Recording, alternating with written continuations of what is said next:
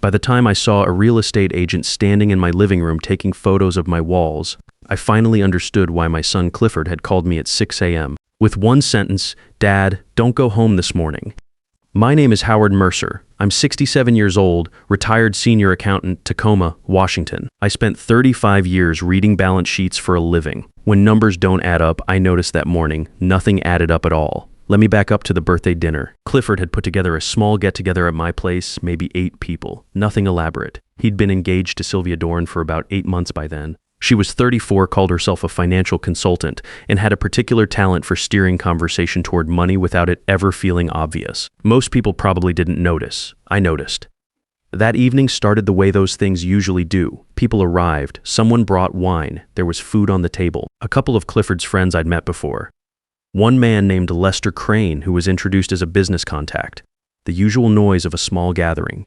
Sylvia was attentive the whole night, helping clear plates, asking questions, laughing at the right moments. She was good at that, making herself useful in ways that didn't draw attention. About halfway through dinner, somewhere between the main course and dessert, she looked at me and said, "Howard, have you thought about updating your will before the wedding? Things get more complicated once family expands." I told her my attorney had everything handled. She nodded and smiled, like that was exactly the right answer. Then, maybe 20 minutes later, "Are your investment accounts still tied to the estate, or have you moved them to a separate structure?" I said I'd been reviewing options. She smiled again and moved the conversation somewhere else. What bothered me wasn't the questions, it was that she already knew the answers. The way she phrased things, the specific terms she used, the fact that she knew I had investment accounts at all. That meant she'd done some research. I'd never discussed the details of my finances with Sylvia. Not once. My late wife Carol left $480,000 in brokerage accounts when she passed 3 years ago. That money, along with the house and everything else, had been sitting in various places waiting for me to properly organize things. I'd been putting it off the way people put off things that remind them of loss.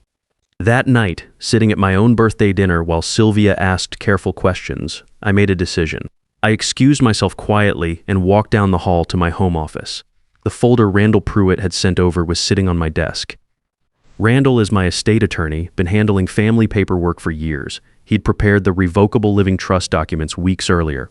I'd read through them twice and kept meaning to sign. That night, I sat down and went through every page one more time, then I signed. The house title, the brokerage accounts, Carol's $480,000. All of it moved into the trust. I scanned the documents and emailed them to Randall at 11:47 p.m. He'd file electronically first thing. I went back to the living room. The party was winding down. Clifford was helping someone with their coat near the front door. Sylvia was standing near the kitchen, and she watched me walk back in with an expression I couldn't quite read. Not suspicion exactly, something more like calculation. I didn't sleep especially well that night. Not because I was worried. More because something felt unfinished, like I'd caught a mistake in a ledger but hadn't traced it back to the source yet. The call came at 6:03 a.m. Clifford's voice was flat in a way I hadn't heard from him in a long time. Not panicked, but controlled the way people get when they're trying to hold something together. "Dad, don't go home this morning. I need you to stay on the phone with me." I sat up and told him to keep talking. "I found something in Sylvia's bag last night after we got back. There's a power of attorney form and a property authorization document." He paused. "Your signature is on both of them." I hadn't signed either of those. I asked him one question. "Does she know you found them?" "No," he said. "She's still asleep." I told him not to move anything, not to say anything, and to leave for work the normal way.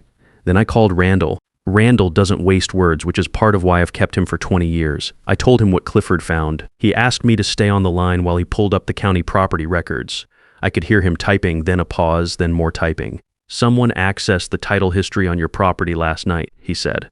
"The request came from an IP address registered to your home network." The timestamp is 11:12 p.m. That was 35 minutes before I finished signing the trust documents. I hadn't been near a computer after dinner. That search wasn't me. Randall kept going. "There's also a mobile notary appointment scheduled for 900 this morning. The request lists your name and your home address as the signing location." I hadn't scheduled any appointment. "Don't sign anything today," Randall said. "Don't open the door to anyone you don't know. I'm heading your way." I told him I'd meet him there. I got dressed, got in my truck, and drove toward home. Some things you need to see yourself. I parked at the end of the block and sat in the truck for a minute before getting out. A woman I didn't recognize was standing in my front yard with a clipboard, photographing the exterior of my house. She had a measuring tape clipped to her belt. Through the living room window, I could see a second person moving around inside with a camera, pausing near the fireplace near the built-in shelves Carol and I had put in back in 2004. Sylvia was on the porch. When she saw my truck pull up, something moved across her face. Quick, maybe half a second. Then the smile came. "Howard, you're home early." I walked past her and through the front door. The woman with the clipboard followed me inside and introduced herself. She was a listing agent from a local brokerage. She had a presentation folder under her arm with comparable sales data and a pre-listing checklist. The house was already in her system. Preliminary photos had been scheduled. A suggested listing price had been prepared. My house, the one I bought with Carol in 1993. The one where we raised Clifford. The one where I'd replaced the water heater twice, put a new roof on in 2011, built the back porch with my own hands one summer when Clifford was about 12. That house had been quietly entered into a real estate database without my knowledge and without a single legitimate signature from me. Sylvia followed me inside. "It's just a preliminary step, Howard. I was going to talk to you about it tonight. I thought maybe something smaller would be easier for you at this stage." I asked who had authorized the listing. She said she had documents I'd already signed. I looked around the living room. Stacked near the hallway were 2 cardboard boxes, already packed. My office door was open. From where I stood, I could see the corner of my safe partially visible behind the desk. Nadine Holloway was standing near the kitchen doorway. She'd arrived with Sylvia, introduced once before as a friend who handled administrative work. She was holding a notary stamp in both hands, turning it over slowly, the way people handle something when they're not sure they should still be holding it. Sylvia set a folder on the dining table and slid it toward me. Inside was a power of attorney form and a property authorization document. Both had signatures on them that were supposed to be mine. I didn't touch the folder. Randall walked through the front door 2 minutes later. He set his briefcase on the table, opened it without rushing, and looked at Nadine. He asked for her notary commission number and the name of the issuing state authority.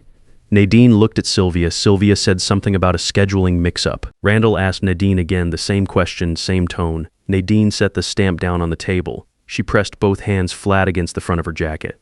"Sylvia told me Howard had already agreed to everything verbally," she said, her voice going quieter with each word.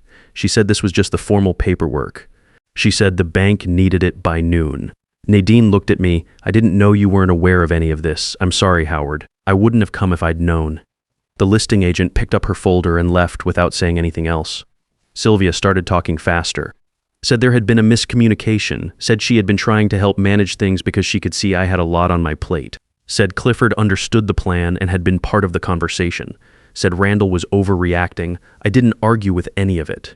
I've sat across from people in audit reviews who were doing exactly what Sylvia was doing right then, filling every available silence with explanation, trying to get ahead of the documentation. The more words they use, the worse the paperwork usually is. I let her talk. Randall didn't engage with the explanations either. He simply noted out loud that the signatures on the documents did not match the signature pattern on file with my estate records, that the trust filing from the previous evening had already been processed and recorded, and that any attempt to execute the documents currently on my dining table would constitute fraud. Sylvia stopped talking. Nadine picked up her bag. "I need to go," she said. She walked out the front door without looking back. The listing agent had already been gone for several minutes. Sylvia stood at the table for a moment longer. She looked at the folder, then at me, then at Randall. She said I was making a serious mistake. She said Clifford was going to be caught in the middle of something I was creating. She said she had done nothing wrong, and that I would understand that eventually. Then she left. The house was quiet after that.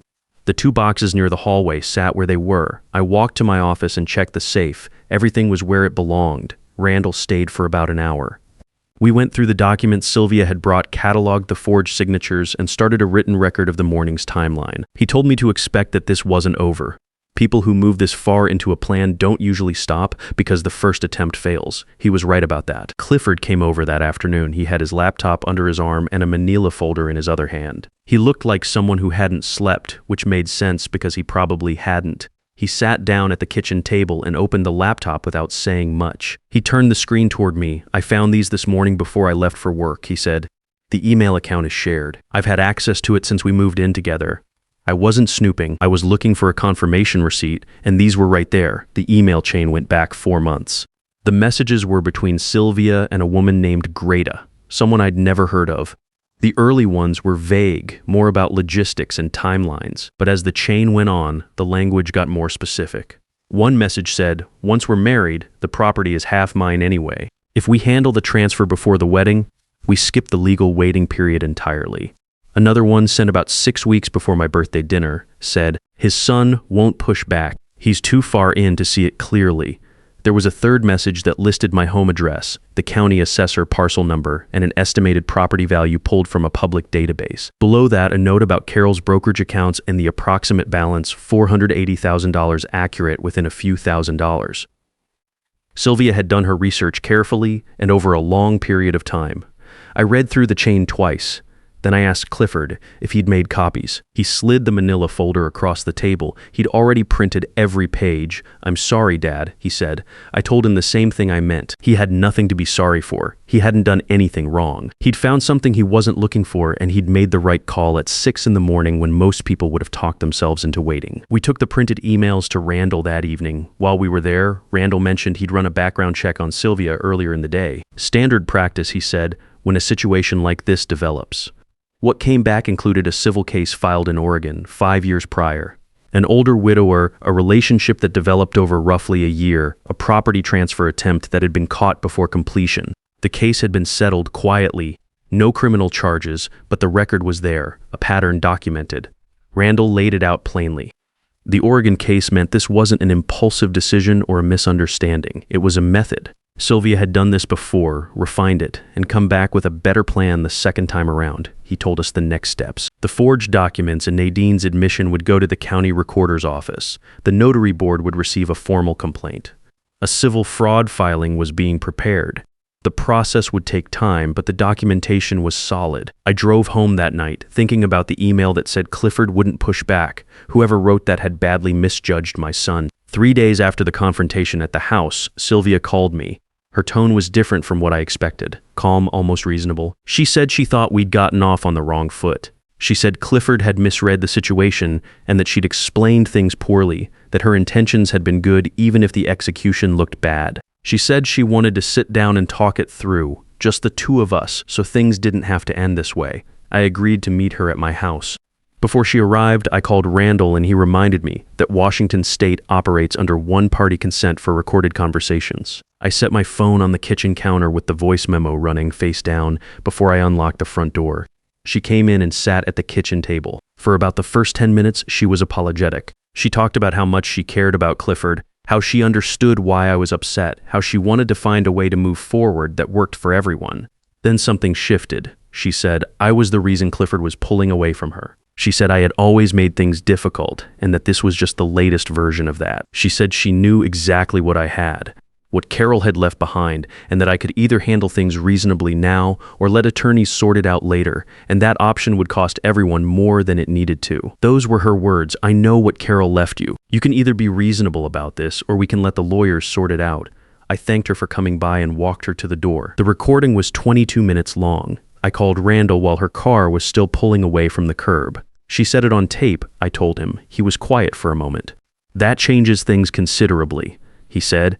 I went back inside, sat down at the kitchen table, and thought about the folder Randall had prepared weeks ago, sitting on my desk the night of the birthday dinner. I thought about the fact that I'd signed it on a feeling I couldn't fully explain at the time.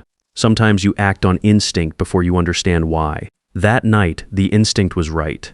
Sylvia filed first. About a week after the recording, Randall called to tell me she had submitted a civil claim. Her attorney argued two things. First, that I had exercised undue influence over Clifford to sabotage the engagement. Second, that the trust documents I signed the night of the birthday dinner had been executed while I was in a state of emotional distress following my wife's passing, and therefore should be reviewed for validity. Her attorney used the phrase emotionally vulnerable 3 times in the filing. I've heard that kind of language in professional settings before. It's what people reach for when they need to question someone's judgment without saying the word incompetent directly. It's a soft word doing hard work.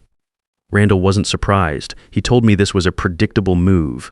When the direct approach fails, the next step is usually to attack the paperwork. If Sylvia could get a court to invalidate the trust, she'd be back to the same position she was in before the birthday dinner. The house and Carol's accounts would be exposed again. We spent 2 weeks preparing. Randall pulled 14 months of financial records showing every significant decision I'd made independently since Carol passed. Investment rebalancing, property tax payments, contractor work on the house, correspondence with my accountant. A clear and consistent pattern of someone who knew exactly what he was doing and why. Not a man who signed documents without understanding them. The county system log was part of the filing too. The timestamp showing that someone had accessed my property title from my home network at 11:12 p.m., 35 minutes before I finished signing the trust documents at 11:47, was documented and attached. The sequence made the intent plain without needing much explanation. The preliminary hearing was on a Tuesday morning. I got there early and sat with Randall on one side of the room. Sylvia came in with her attorney a few minutes later and sat across from us. She was dressed carefully, composed, and didn't look in my direction when she walked in. Clifford was sitting 2 rows behind me. Sylvia's attorney opened by describing the trust filing as sudden and out of character. He suggested that my decision to sign the documents on the night of a birthday gathering after an emotional evening raised legitimate questions about my state of mind. He said the timing was suspicious. Randall responded by walking through the 14 months of records. He pointed to the consistency. He pointed to the county log and the timeline. He noted that the trust documents had been prepared weeks in advance by a licensed estate attorney, reviewed multiple times, and signed in a private setting with no outside pressure. He noted that the only unusual activity that night had come from someone else's IP search at 11:12 p.m. Then the emails were entered into the record.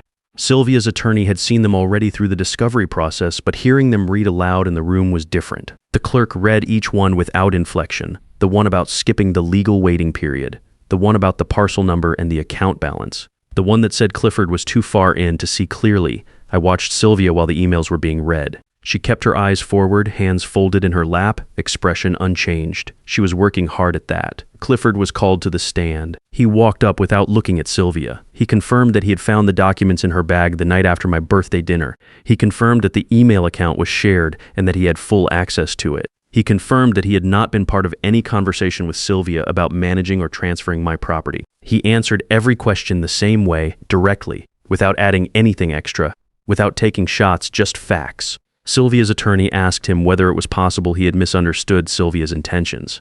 Clifford said no. The attorney asked whether his relationship with his father might have influenced the way he interpreted what he found. Clifford said he'd printed the emails and handed them to an attorney. He said he let the words speak for themselves. Then the recording was played. Randall had it set up on a small speaker connected to his laptop. The room had been relatively quiet through most of the morning, but when the audio started, it went completely still. 22 minutes of Sylvia's voice in my kitchen 3 days after she'd stood in my living room and watched a notary stamp get set down on my dining table. The part that landed hardest was the line near the middle of the recording. Her voice was steady and clear. "I know what Carol left you. You can either be reasonable about this or we can let the lawyers sort it out." Nobody moved while it played. When it ended, Sylvia's attorney set his pen down on the legal pad in front of him and didn't pick it up again for a long time. The judge reviewed the submitted materials and denied Sylvia's claims in full. The trust was valid. The financial records demonstrated competence and consistency. The evidence of unauthorized title access, the forged signatures, the email chain, and the recorded conversation collectively presented a picture the court found straightforward. Sylvia sat very still when the ruling came through. On the way out, her attorney said something to her quietly near the door. She nodded once and walked out ahead of him without stopping. Randall and I stood in the hallway for a moment. He said the notary board referral was already in process and that the civil fraud complaint would move forward separately. The Oregon case, once formally connected to this one, gave the complaint real weight.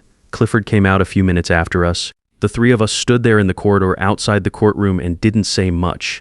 There wasn't a lot that needed saying right then. Clifford ended the engagement that evening. He didn't make a production of it. He told me later it was a short conversation. He said what he knew, she said what she wanted him to believe, and he walked out. That was it. No argument, no negotiation. Just a door closing on something that had needed to close for a while. He came over to my place afterward. It was past 8 by the time he got there, and we sat at the kitchen table with coffee. He looked the way people look when they've made a hard decision that was also the right one. Not happy, not relieved, exactly. Just settled. We didn't talk about Sylvia. There wasn't anything useful left to say about her. We talked about the fishing trip we'd been putting off for 2 summers. We talked about whether the back porch needed new boards before the weather turned. His truck had been making a sound he'd been ignoring for a few months, and I told him to stop ignoring it. Regular things. The kind of conversation that isn't about anything in particular but means more than it sounds. At some point, I went to the back office to put away the files from the hearing. I unlocked the safe and stacked the folders inside. Behind them, pushed to the back corner, was a small spiral notebook with Carol's handwriting on the cover. She used to keep one on her desk when she was working through a problem. Write things down until they sorted themselves out. She always said, I hadn't opened the safe since the night of the birthday dinner when I'd reorganized everything before signing the trust documents. I hadn't known the notebook was in there. I held it for a moment, didn't open it. Put it back in the corner where she'd left it, closed the safe, and went back to the kitchen. Some things don't need to be reviewed, some things you just keep. A week after the hearing, I got an email from Sylvia. She wrote that I had destroyed something real between her and Clifford, and that I would come to regret treating her like a criminal when all she had ever done was try to build a future for their family. I read it once, closed the laptop. I've spent enough years working with numbers to know the difference between a loss you cause and a loss you inherit. What happened to Clifford wasn't something I did to him. Something was done to both of us, and when it counted, he was the one who got up at 6 in the morning, found what he found, and called me before he did anything else. That's not a small thing. That's the whole thing. The trust is intact. The house is mine. Carol's $480,000 is protected the way she would have wanted it to be. That's what I was trying to hold on to, not just the money, but the fact that what she spent her life building doesn't get quietly walked out the door because someone found a gap in the paperwork. Nadine's notary commission was referred to the state licensing board. The civil fraud complaint against Sylvia moved forward with the Oregon case attached. Her attorney eventually advised her to settle rather than let it go further. The settlement terms were not something she walked away from feeling good about. Some outcomes don't announce themselves loudly. They just become the new baseline. The house is still on my street. My name is still on the title. Clifford comes by on Sundays sometimes, and we sit on the back porch I built with my own hands the summer he was 12. That porch is still standing. So are we. If you're watching this and you're in a situation where someone close to you is asking questions that feel just a little too specific, pay attention to that feeling. Get your paperwork organized before there's a reason to talk to an attorney while things are still calm, not after the moving truck shows up. Know what you have, know where it is, and know who has access to it. And if someone calls you early one morning and says, don't go home yet, listen to them. Because sometimes the person who protects what you've spent your life building is standing right next to you. You just have to give them the chance to show it. If this story stayed with you, leave a comment below and share what you think. Your perspective might help someone else who's dealing with something similar. And if you want to hear more stories like this one, like the video and follow the channel.